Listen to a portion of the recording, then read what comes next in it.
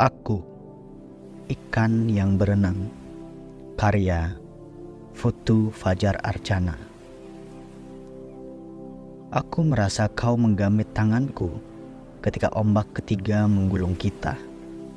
Waktu itu, samar-samar kulihat kilau perahu terbalik di arah matahari. Tetapi semuanya sudah jauh sekali dari jangkauan. Karena itu, sudahlah, aku memilih jadi bagian dari laut. Kulepaskan gamitan tanganmu dan aku meluncur ke dasar serupa terumbu. Kelak, jika kau ke laut dan bertemu dengan ikan-ikan kecil yang berenang di antara terumbu karang, mungkin itulah aku, kekasih. Sejak itu, aku tak pernah bertemu denganmu. Kadang di antara gerak angin yang mengantarkan riak ke pantai, aku menyusup sekadar melacak jejak tapak kakimu. Tetapi, ribuan pohon, empasan air dan angin telah lama menghapus jejak itu. Aku cuma ingat di dekat pohon camplung berdaun lebat sebelum gumuk pasir, kita pernah berteduh beberapa saat sebelum memutuskan untuk melaut.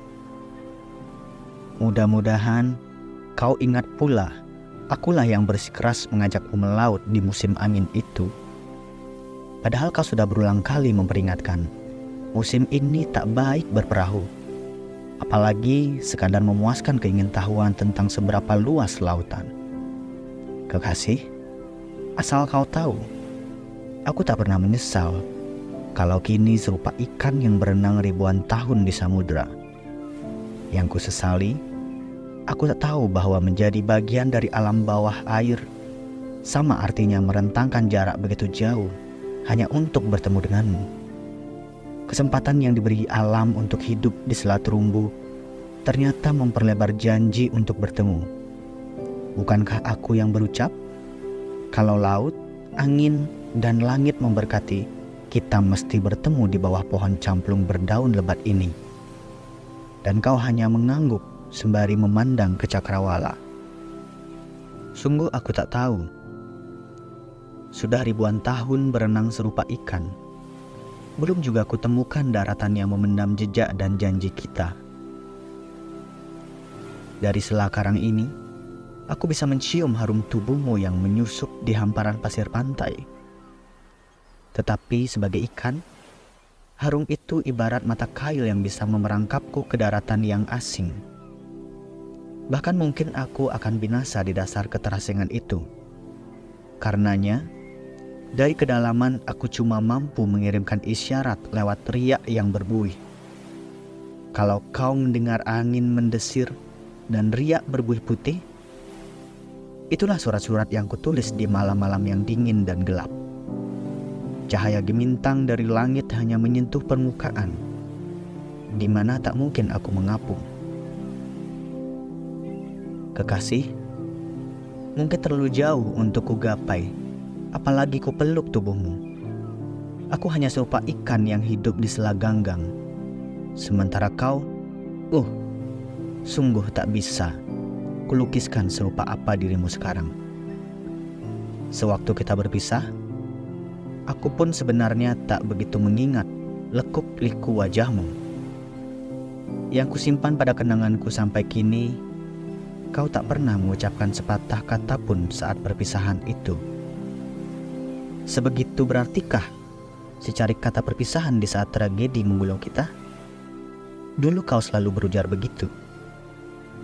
Aku selalu membenarkan ucapanmu. Sempatkah kau mengucapkan sekadar kata perpisahan pada detik tragedi terjadi? Kau tetap tidak setuju. Aku tahu. Karena pada dasarnya, engkau tidak setuju dengan perpisahan. Kita bagai satu zat, katamu, yang tak mungkin terpisahkan apalagi sekadar oleh tragedi. Karenanya, untuk apa mengucapkan kata perpisahan sementara kita tahu tak akan terpisahkan? Oh, aku ingat sekarang. Itulah rupanya mengapa kau tak meninggalkan jejak setapak pun di garis pantai. Inikah yang disebut pertemuan kekal? Dalam rentang jarak ruang dan waktu yang jauh? Bukankah jarak itu yang memisahkan kita selama ini? Tanyaku. Matahari hampir bersandar di bidak para nelayan. Cahayanya menyepuh laut menyerupai lempeng tembaga raksasa.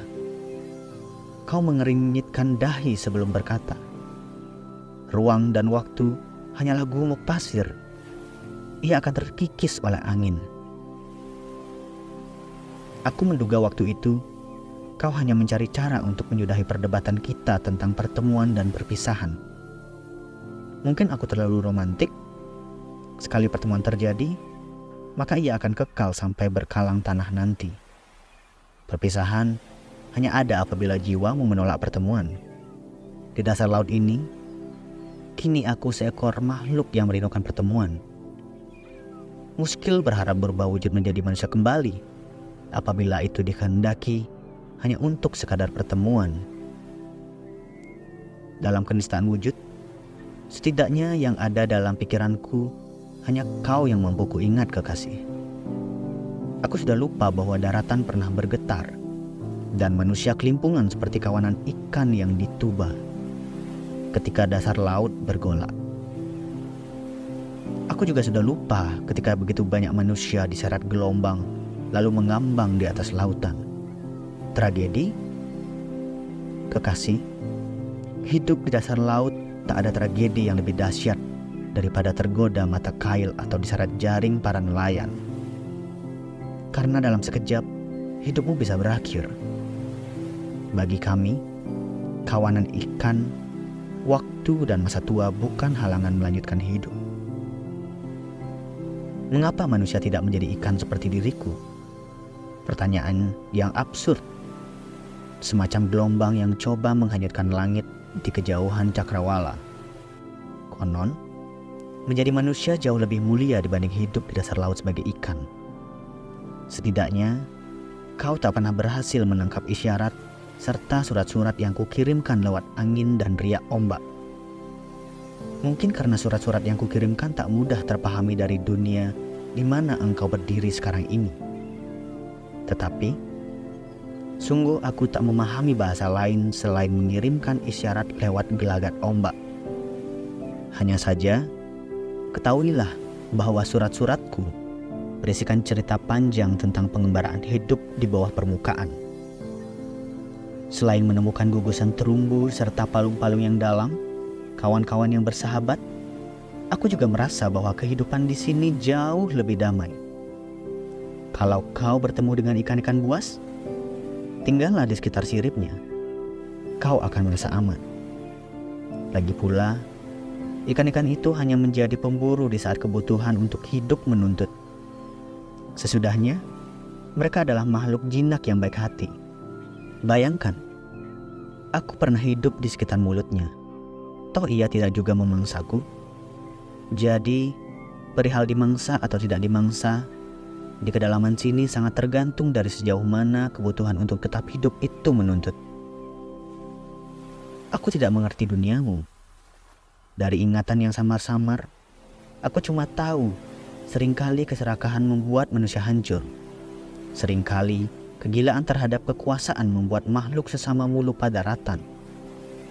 Mereka seakan hidup melayang dan ujung-ujungnya mengecilkan keberadaan yang lain. Celakanya, kalau itu kemudian meremehkan dunia di mana harusnya dia hidup dan berpijak. Aku tak tahu apakah orang-orang macam ini mampu bertahan jika diberi pilihan hidup seperti diriku. Makhluk rendahan yang tak mampu berpikir apalagi berkata-kata. Ceritaku dalam surat-surat itu, sebagian mungkin berisikan kenangan-kenangan ketika aku hidup di daratan dulu. Itu semacam siasat agar aku tak sepenuhnya lupa.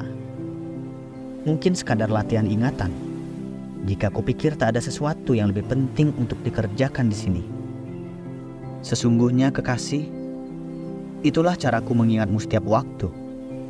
Isyarat-isyarat yang kukirim semacam kail untuk merasakan harum daratan. Karena hanya dengan begitu, seluruh masa lalu melumuri tubuhku. Ah, indahnya hidup di masa lalu.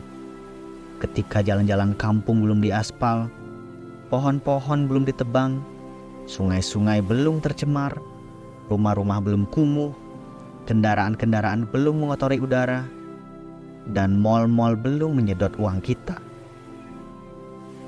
Apakah kau masih menyimpan keindahan itu, kekasih? Apakah kenyataan sudah jauh dari kenangan? Aku tahu kau pasti tak akan menjawab seluruh pertanyaanku, karena kau berada jauh dari pikiranku.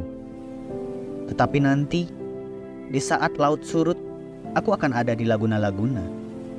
Mungkin kita bisa bertemu, kekasih. Tak usah membawa bunga atau anggur dalam pertemuan kita nanti.